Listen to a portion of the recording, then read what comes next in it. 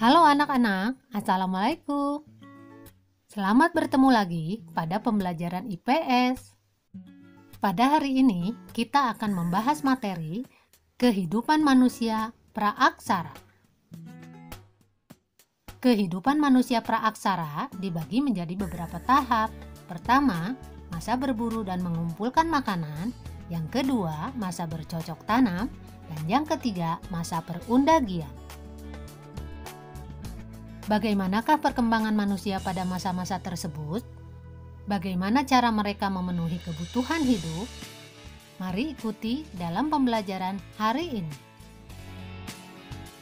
Masa berburu dan meramu atau food gathering dibagi menjadi masa berburu dan meramu tingkat sederhana dan masa berburu dan meramu tingkat lanjut.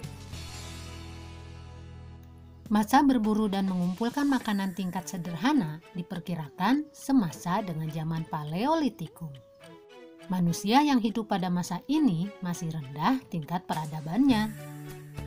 Ciri-ciri kehidupan masa berburu dan meramu tingkat sederhana. Yang pertama, kebutuhan hidup tergantung pada alam. Yang kedua, hidup secara berkelompok dan selalu berpindah-pindah atau nomaden mencari tempat tinggal baru yang banyak terdapat binatang buruan dan bahan makanan. Yang ketiga, alat kebutuhan terbuat dari batu yang masih kasar atau belum dihaluskan. Contohnya, kapak perimbas, kapak genggam, dan alat serpi. Yang kedua, masa berburu dan meramu tingkat lanjut. Masa berburu dan mengumpulkan makanan tingkat lanjut diperkirakan semasa zaman Mesolitikum. Kehidupan manusia pada masa ini sudah mengalami perkembangan dibandingkan dengan masa sebelumnya. Ciri-ciri kehidupan masa berburu dan meramu tingkat lanjut. Yang pertama, sudah mengenal cara bercocok tanam dengan sistem berladang dan memelihara serta mengembangbiakan binatang. Yang kedua, mulai hidup menetap dengan memilih gua sebagai tempat tinggalnya. Biasanya, gua yang dipilih adalah gua yang letaknya cukup tinggi, yaitu di lereng bukit dan dekat dengan mata air. Yang ketiga, kegiatan manusia mulai menghasilkan lukisan di dinding gua atau dinding karang. Selanjutnya, yang keempat, alat-alat batu yang dibuat bentuknya lebih halus dari masa sebelumnya. Contohnya, kapak Sumatera, yaitu batu kerakal yang dibelah tengah sehingga satu sisinya cembung halus dan sisi lainnya kasar. Kemudian, ada alat tulang sampung, yaitu alat yang terbuat dari tulang dan tanduk, digunakan sebagai penggali umbi-umbian. Masa yang kedua yaitu masa bercocok tanam. Masa bercocok tanam diperkirakan semasa dengan zaman Neolitikum. Pada masa ini, peradaban manusia sudah mencapai tingkatan yang cukup tinggi. Ciri-ciri kehidupan masa bercocok tanam. Yang pertama, manusia sudah mampu mengolah alam untuk memenuhi kebutuhan hidup dengan cara bercocok tanam dan mengembangbiakan binatang ternak. Yang kedua, sudah melakukan kegiatan perdagangan yang bersifat barter. Yang ketiga, hidup menetap secara berkelompok dan membentuk masyarakat perkampungan. Yang keempat, alat-alat yang dihasilkan sudah dibuat halus dan fungsinya beraneka ragam.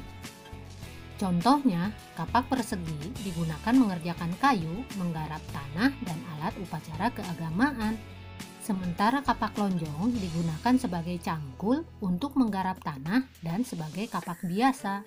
Contoh lain yaitu gerabah dan perhiasan berupa gelang dari batu dan kulit kerang.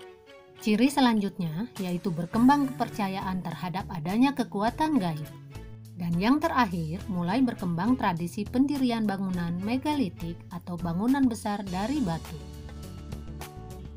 Dan yang ketiga yaitu masa perundagian. Masa perundagian merupakan akhir masa praaksara di Indonesia.